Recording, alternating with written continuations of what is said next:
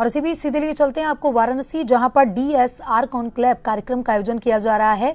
UP CM Yogi Adityanath कार्यक्रम में मौजूद है।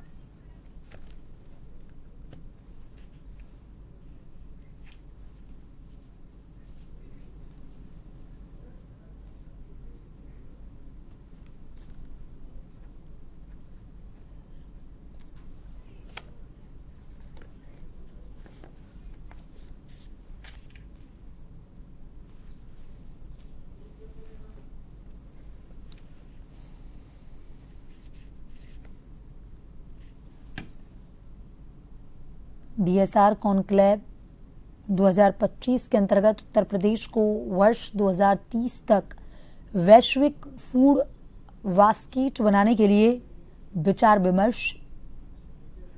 इरी एवं JNVV द्वारा विकसित ई-सीडर एवं प्रिसीजन हिल सीडर का लोकार्पण व धान की सीधी बुवाई।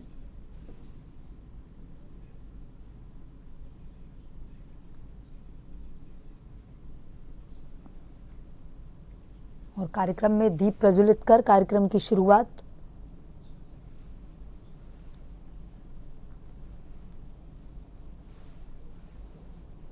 और बुके देकर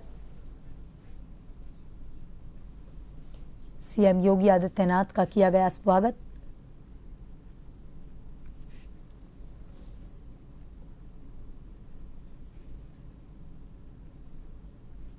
आज सीएम वाराणसी के दौरे पर हैं, जहां डायरेक्ट सीडेड राइस कॉन्क्लेव का आयोजन हो रहा है। वैश्विक फूड बास्केट बनाने के लिए विचार विमर्श।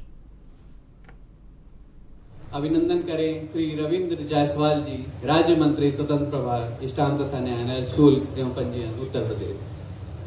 अभिनंदन करें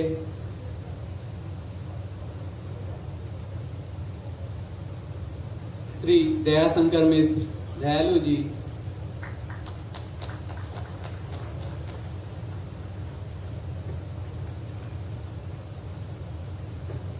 श्री दयाशंकर मिश्र दयालु जी, माननीय राज्य मंत्री स्वतंत्र प्रभार आयुष तथा खाद्य सुरक्षा एवं औषधि प्रशासन उत्तर प्रदेश।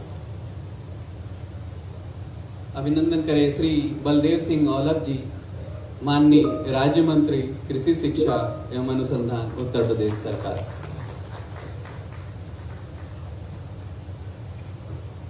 धन्यवाद। अब मैं निवेदन करता हूं श्री रविंदर जी, प्रमुख सचिव कृषि एवं कृषि शिक्षा उत्तर प्रदेश, कृपया अभिनंदन करें डॉक्टर इवोन पिंटो, महानिदेशक इरी।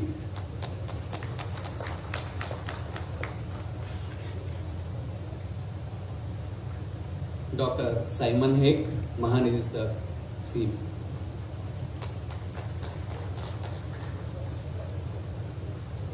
आगे के संचालन के लिए मैं आमंत्रित करता हूं डॉक्टर स्वाति नायक, साउथ एशिया लीड सिस्टम।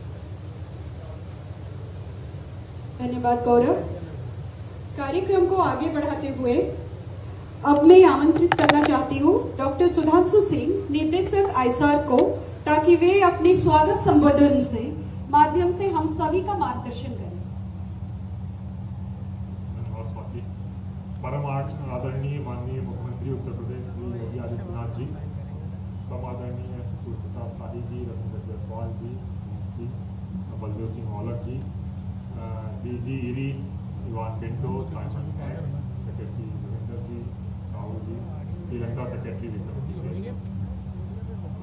निश्चित रूप से हमारे लिए काफ़ी गर्व का क्षण है ये, आज इस DSR कॉन्क्लेव के दूसरे दिन इसके समारोह में, जिसमें कि हम सभी यहाँ इकट्ठे हुए हैं DSR कॉन्क्लेव को, और साथ में उत्तर प्रदेश के इस गौरवशाली उत्तर प्रदेश के कृषि विभाग के 150वें गौरवशाली वर्ष को मनाने के लिए भी इकट्ठे हुए हैं, जिसमें कि विभिन्न देशों से आए लगभग 300 वैज्ञानिक, लगभग विदेशों से भी, जिसमें लगभग 16 देशों के वैज्ञानिक शामिल हैं, साथ में बड़ी संख्या में किसान जिन्होंने DSR किया हुआ है, और उत्तर प्रदेश राज्य सरकार के लगभग 70 अधिकारी यहाँ इकट्ठे हुए हैं 3 दिवस के लिए, कि कैसे उत्तर प्रदेश में आने वाले 5 सालों में पहला सीधी बुआई के ऊपर चर्चा करके क्या क्या चीज़ें हमें चाहिए कि इसको हम लगभग 2.5 मिलियन हेक्टेयर 25 लाख हेक्टेयर तक ले जाएं, और दूसरा ये लक्ष्य है कि इस विचार विमर्श से ये निकले कि कैसे हम उत्तर प्रदेश को केवल देश के लिए ही नहीं बल्कि विश्व का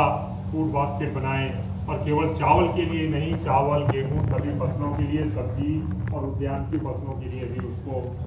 यूरोपीय ऑब्जर्वर ने वहां पर जो लिखा है 13 टन प्रति हेक्टेयर धान की उपज वहां पर पैदा होती थी। 1770 में चेंगलपट्टू में जो ब्रिटिश ऑब्जर्वर ने वहां पर लिखा है 9 टन प्रति हेक्टेयर धान की उपज वहां होती थी। और 1993 में अगर पंजाब के लुधियाना का आप देखेंगे तो उन्होंने कहा है कि वहां पे प्रति हेक्टेयर 4.3 टन गेहूं और 5.5 टन प्रति हेक्टेयर धान की उपज एक वर्ष में 1 हेक्टेयर खेती में पैदा होती थी। यह उत्तर प्रदेश, यह देश के अंदर का एक सिनेरियो हमें अलग अलग कालखंड में देखने को मिलेगा कि उस समय बिना किसी उसके हम लोग भारत के अंदर इस सभी कार्य करते थे। एक 17वीं ईस्वी में फ्रांसाय वर्नियर, यह एक ऑब्जर्वर आए थे जिन्होंने बंगाल की खेती के बारे में उन्होंने उल्लेख किया। उन्होंने कहा है कि देखिए दुनिया के अंदर ये मान्यता है कि मिस्र की खेती सबसे उत्तम मानी जाती है, सबसे उत्कृष्ट मानी जाती है, और हम भी यही उनका ये कहना था कि हम भी यही मानते रहे हैं। लेकिन जब मुझे बंगाल जाने का अवसर प्राप्त हुआ, मैंने बंगाल की खेती को देखा है, तो मैं अपनी 2 यात्राओं के माध्यम से इस बात पर कह सकता हूं कि वास्तव में मिस्र को दिया जाने वाला जो उत्कृष्ट खेती और कृषि का जो गौरव है, इसका सही हकदार बंगाल रहा है। देखिए यह 17वीं ईस्वी में यह एक फ्रांसाय वर्नियर एक ऑब्जर्वर इस बात का उल्लेख करता है। और 19वीं सदी में एक ब्रिटिश ऑब्जर्वर अलेक्जेंडर वाकर ने भी मलबार के बारे में बातें कही हैं। उन्होंने कहा है कि मलबार में कृषि ज्ञान प्रायः उतना ही प्राचीन है जितना उनका इतिहास। हिंदू धर्म में उल्लेखनीय अनुष्ठानों में एक का मूल तो संभवतः कृषि के प्रति उनके सम्मान से ही है। और जो मैंने आपको काशी के